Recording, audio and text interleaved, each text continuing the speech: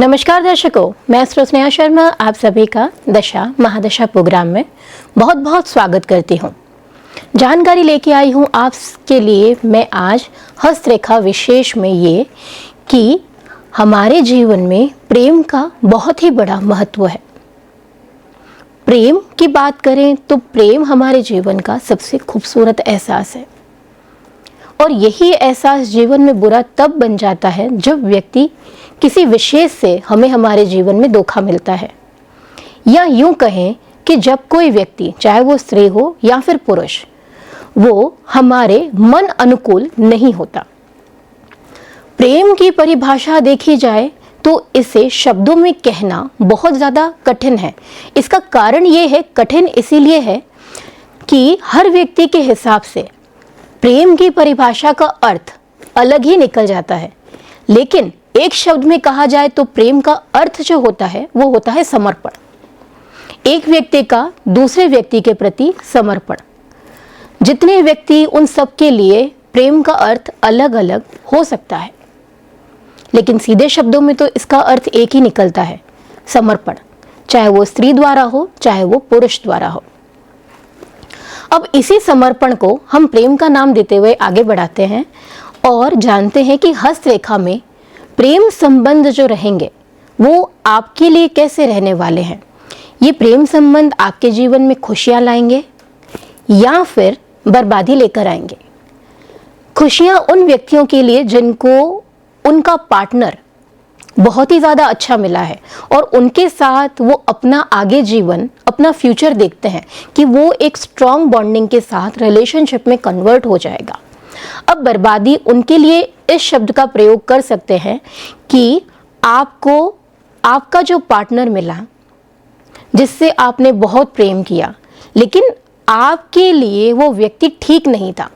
हो सकता है वो किसी स्वार्थ के कारण जुड़ा हो, उसके इरादे गलत हो, या फिर यूं भी कह सकते हैं कि उसका अपना कोई स्वार्थ हो जिसके कारण वो आपके जीवन में आया हो, या उसने आपको बहुत बड़ी तकलीफ पहुंचाई हो किसी अन्य व्यक्ति के कारण।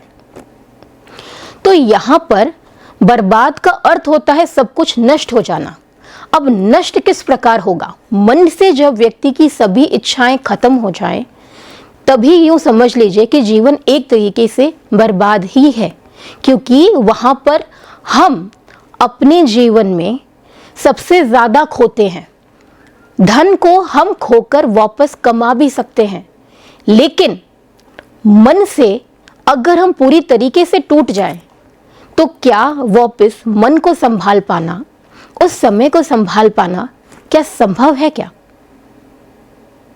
तो इसको यूं कहें कि हम हमारे जीवन में प्रेम को एक तरफ खुशियों की तरफ भी देखते हैं तो एक तरफ तकलीफ की तरफ भी देखते हैं।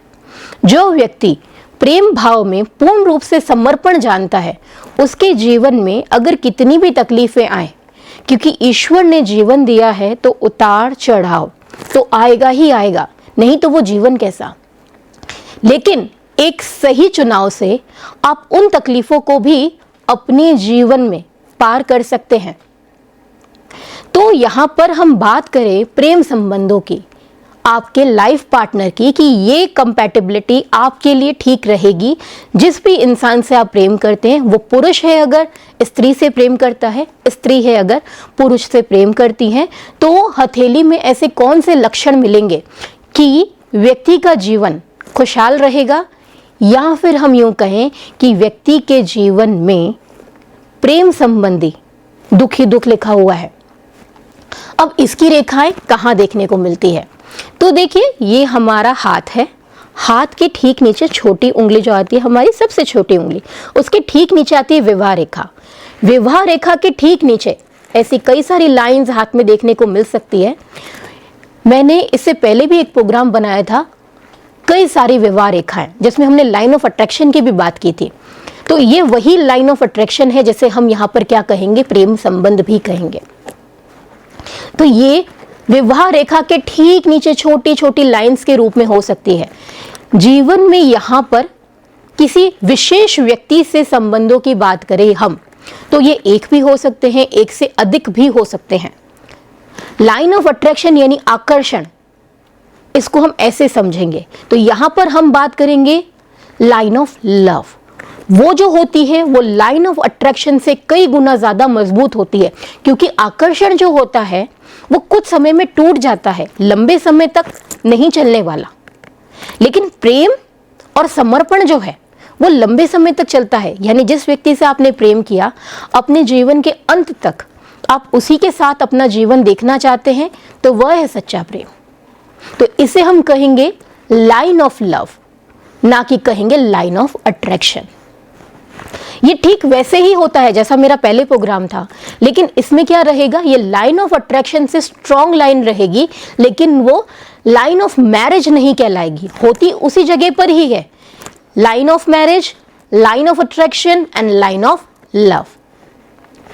अब ये कैसी अवस्था में हो तो यहां पर कैसा फल प्रदान करती है।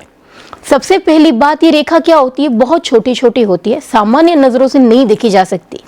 इसके लिए या तो आपको ग्लास की जरूरत है या फिर कहें आपको स्कैनर की जरूरत है। आप उसके आधार पे इस लाइन को बहुत ही अच्छे से देख पाएंगे।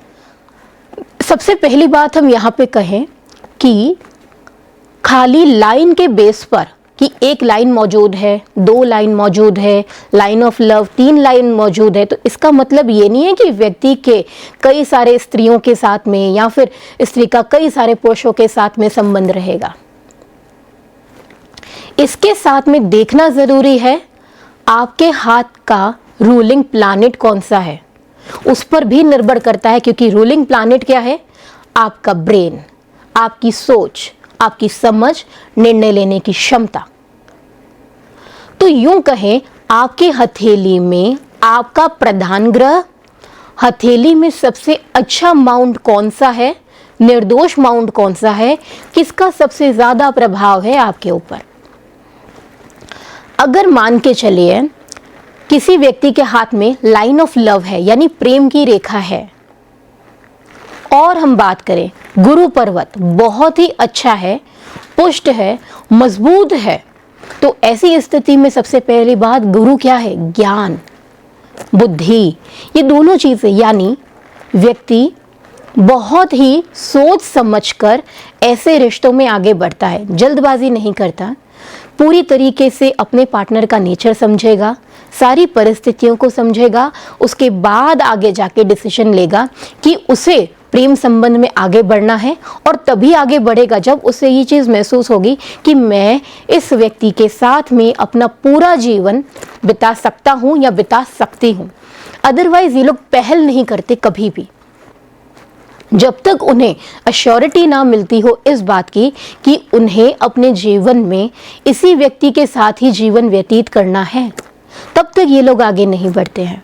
और ऐसे कोई रिश्ते नहीं बनाना चाहते हैं अपने जीवन में जो कुछ अवधि के लिए हो या केवल समय काटने का माध्यम, कि अभी हमारे जीवन में कोई नहीं, कुछ समय के लिए कोई व्यक्ति है, उसके बाद भले चला जाए।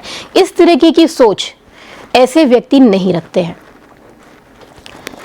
अगर हाथ के अंदर हम बात करें शनि पर्वत बहुत ही ज्यादा पुष्ट हो, मजबूत हो, शनि का पर्वत यहाँ होता है, अत्याधिक पुष्ट नहीं होना चाहिए, नॉर्मल होना चाहिए। अगर ये अत्याधिक पुष्ट हो जाएगा, बहुत ही ज्यादा स्ट्रांग प्लैनेट हो जाएगा, तो ऐसे में प्रेम संबंधों के बीच में हिंसा देखने को मिलेगी, यानी मारपीट भी देखने को मिल सकती है। कई स्थितियों में ऐसा भी देखने को मिलता है कि जब व्यक्ति रिलेशनशिप में है, कोई व्यक्ति जिसके हाथ में ऐसे सिम्टम्स हो, शनि पर्वत बहुत पुष्ट हो, तो वो अपने लाइफ पार्टनर का मर्डर भी कर सकता है, यानी इतनी हिंसक प्रवृत्ति का इंसान। तो यहाँ पर शनि का अति पुष्ट होना हम शुभ नहीं मानते हैं, क्योंकि जातक या जातिका दोनों को हिंसक बना देगा। केवल हम एक की बात यहाँ नहीं करते हैं, यहाँ दोनों के हाथ महत्वपूर्ण है। जिसके भी हाथ में शनि अत्याधिक पुष्ट होगा, हिंसक प्रवृत्ति हाथ से नजर आएगी, तो ऐसे में वो अपने लाइफ पार्टनर का मर्डर तक कर सकता है या फिर मारपीट की स्थिति भी यहाँ बन सकती है। देखिए, अगर ये नॉर्मली है, हथेली में अन्य सिम्टम्स भी जो हमें मिलते हैं, यानी जो साइंस मिलते हैं, उसके साथ हम अगर देखें शनि पर्वत को जोड़ते हुए, तो देखिए ऐसे में आपका जो भी रिलेशनशिप है वो ऐसे व्यक्ति के साथ बनेगा, चाहे वो स्त्री हो या पुरुष हो, तो यहाँ पर आपसे उम्र में कई गुना ज़्यादा बड़े व्यक्ति के साथ में यहाँ पर एक नॉर्मल एज फैक्टर होता है मेल एंड फीमेल के बीच में, लेकिन ये एज फैक्टर के बियॉन्ड द लव रहता है। यानी यूं कहें कि एज क्या रहेगी, ज़्यादा रहेगी, जिससे भी आपके मन में प्रति प्रेम रहेगा।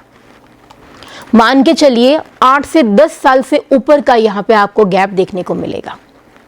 इसके अलावा हम बात करें यहाँ पर सूर्य की, अगर यहाँ पर सूर्य है और वह मजबूत है, पर्वत उठा हुआ है, लेकिन सिम्टम्स ज़्यादा अच्छे देखने को नहीं मिल रहे हैं, तो इसको हम शुभ नहीं मानते हैं। इसका कारण क्या है? ऐसे रिलेशनशिप में केवल आपको अपमान ही मिलने वाला है। लास्ट में ऐसा रिलेशनशिप जो है वो एंड होता है और कई गुना ज़्यादा दोनों के बीच में झगड़े बढ़ जाते हैं और लास्ट में ब्रेकअप वाली बात आ जाती है कि ऐसे रिलेशनशिप लंबे नहीं चलते हैं अगर सूर्य पुष्ट ना हो, क्योंकि ऐसे रिलेशनशिप में सिर्फ और सिर्फ अपमान ही हाथ लगना है, इससे ज़्यादा ये रिश्ता नहीं चलने वाला। अब हम बात करें यहाँ पर बुध की। बुध पर्वत तक अगर ऐसी रेखा आ जाती है, लंबान लिए हुए रहती है, ऐसी रेखा आ जाती है, तो ये धोखा दर्शाती है। यहाँ पर कोई तीसरा व्यक्ति जिम्मेदार होता है इनके बीच में प्रेम विच्छेद का, यानी इनके सेपरेशन का तीसरा व्यक्ति जिम्मेदार होगा, यानी किसी तीसरे व्यक्ति की यहाँ पे एंट्री और इनके बीच में रिलेशनशिप एंड। तो बुध पर्वत को यहाँ पर हम इसीलिए लव लाइन वाले मामले में शुभ नहीं मानते हैं। शुक्र की अगर हम बात करें, यहाँ पर शुक्र पुष्ट हो, लव लाइन मौजूद हो, तो ऐसे में होता क्या है? ऐसे में दिक्कत जो सबसे बढ़ी जाती है, व्यक्ति का संबंध यूं कहें, चाहे वो स्त्री हो चाहे पुरुष हो, एक से अधिक रहता है और एक ही समय पर। ऐसे में ये अपनी भावनाओं पर नियंत्रण नहीं रख पाते हैं, इन्हें खुद पता नहीं चल पाता है कि एक्चुअली इन्हें चाहिए क्या। तो उसी की खोज में संबंधों की संख्या बढ़ जाती है। 2 भी हो सकते हैं, 3 भी हो सकते हैं, लेकिन टाइम एक ही रहेगा।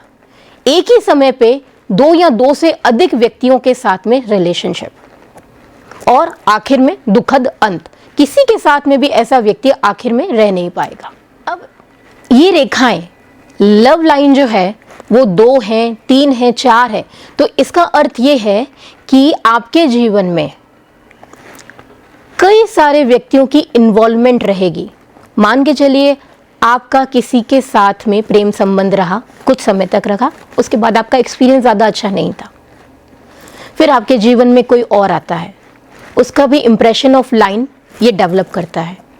तो वो 2 भी हो सकते हैं, ज़रूरी नहीं है कि वो एक ही समय पर रहा हो। It's a line of love, जहाँ से आपको प्रेम मिलेगा। यहाँ बात प्रेम की है ऑपोजिट जेंडर से। जहाँ से आपको प्रेम मिलेगा उसका इम्प्रेशन, लाइन ऑफ इम्प्रेशन आपके हाथ में देखने को मिलेगा, क्योंकि इसे हम लाइन ऑफ रिलेशनशिप भी कह सकते हैं, लाइन ऑफ लव भी कह सकते हैं, लाइन ऑफ डिवोट भी कह सकते हैं, क्योंकि प्रेम क्या है? समर्पण ही तो है। और मान के चलिए 2-3 से अधिक लाइनें आती हैं, बहुत छोटी छोटी लाइनें उसको लगातार काट रही हैं, ओवरलैप भी कर सकती है कई बार।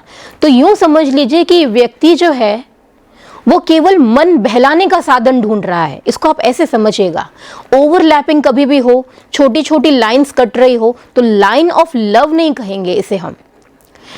इसे फिर हम एक दूसरी भाषा में कहें तो जो शब्द कहने में अच्छा नहीं लगता है, लेकिन वो व्यक्ति या फिर वो स्त्री कह लीजिए या वो पुरुष कह लीजिए, वो अपने रिलेशनशिप को लेकर या फिर समर्पण शब्द को कहें, उसको लेके सीरियस नहीं है, ये केवल उसके लिए क्या है? मजाक है। तो ऐसे में उसे रिश्तों का मतलब ही नहीं पता। तो ये अगर ओवरलैपिंग ऑफ लाइंस होती हैं तो इसका मतलब सिंपल सा एक यही देखा जाता है। अब बात करते हैं लव लाइन पे द्वीप बना हुआ हो। अगर आपकी लव लाइन पे द्वीप बना हुआ है तो इसे हम बहुत ही बुरा मानते हैं। इसका कारण क्या है? द्वीप का बना होना, ऐसे में व्यक्ति अपनी मानसिक अवस्था को खो देता है। जिस भी व्यक्ति से वो प्यार करता है उसके साथ में उसका रिश्ता टूटता है और आखिर में ऐसा व्यक्ति डिप्रेशन या फिर सुसाइड तक की स्थिति बना देता है, जो कि बहुत ज़्यादा खराब स्थितियों में से एक स्थिति है। अगर ऐसे में चंद्रमा भी दूषित मिल जाए, व्यक्ति के अंदर जीने की इच्छा खत्म हो जाती है।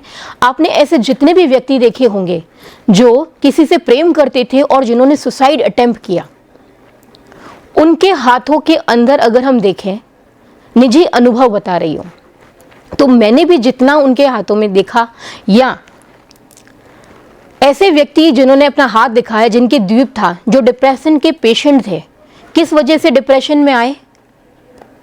द्वीप के कारण जो क्लियर था, सुसाइड अटेम्प्ट कर चुके हैं। हुआ कुछ नहीं, लेकिन बचाव हो गया उनका, क्योंकि उस समय उनका मृत्यु योग नहीं बना था।